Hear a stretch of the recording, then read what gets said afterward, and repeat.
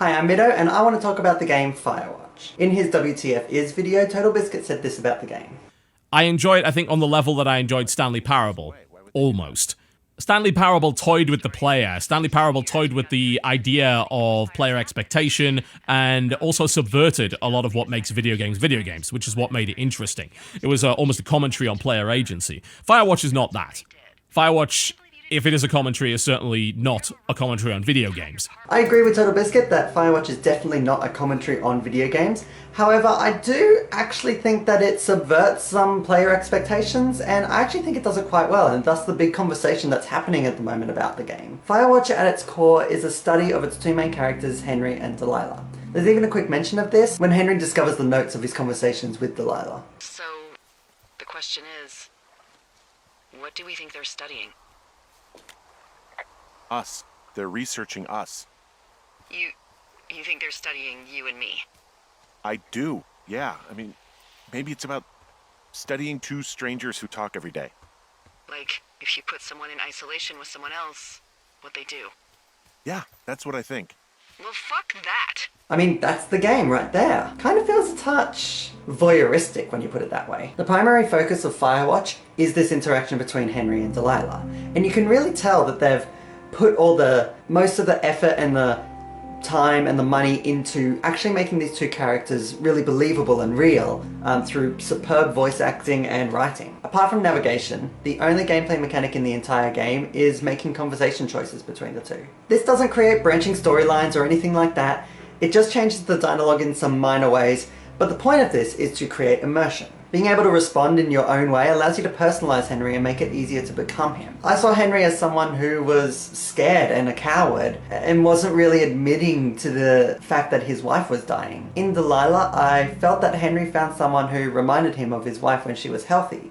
When he was actually still in love with her, and he saw a life that he kind of felt entitled to, but had taken away from him when his wife fell sick. So even though I felt guilty, and even though there was a part of me and ultimately a part of Henry that kind of knew that it was never going to happen with Delilah, I took an interest in her. I wanted to be close with her, and I found myself flirting quite a bit with her when the option came up. To me, Henry was quite selfish, and he didn't want to face the situation and the reality of his dying wife.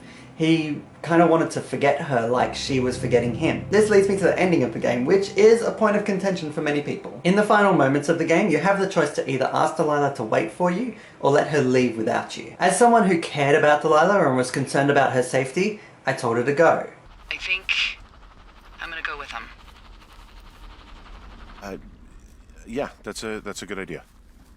To my surprise, it seems that most people actually asked her to wait. No matter what you choose though, Delilah is not there when you arrive at a lookout. This final scene has really polarized people, with some people saying that they really liked how realistic it was, and other people feeling like it was quite an anticlimax. Personally, I liked it. I think that it helps keep the game grounded in reality, and it also actually plays into the main theme of the game, which was avoidance. Henry is trying to distance himself from the inevitable passing of his wife. Ned is hiding from the shame of losing his own son, and Delilah has just brought her life to a standstill for the past decade. So I feel like it's an appropriate ending. Those feeling a bit miffed by the final ending feel so because they expected something else. In the trailer that dropped at E3 last year, Firewatch looked like a game full of intrigue and mystery and romance and drama. Some might say that we were a bit misled by the trailer, but personally I don't think so, because all these aspects were actually in the game, they just weren't the focus of the game. Nevertheless, the trailer set an expectation coming into the game, and we didn't quite get that. Kind of like Henry actually, who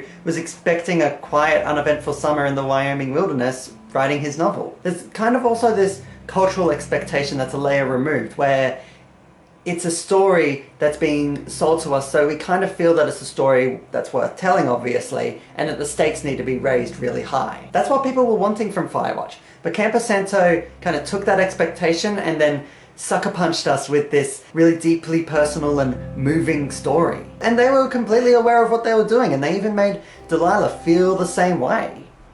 I know I should be relieved. Relieved that there's no evidence of us starting that fire. Relieved that we're not crazy. That there wasn't some conspiracy. But I'm not. That's exactly how many people have felt after finishing Firewatch. They wanted it to be this drama and full of government conspiracy, but that's not what it is.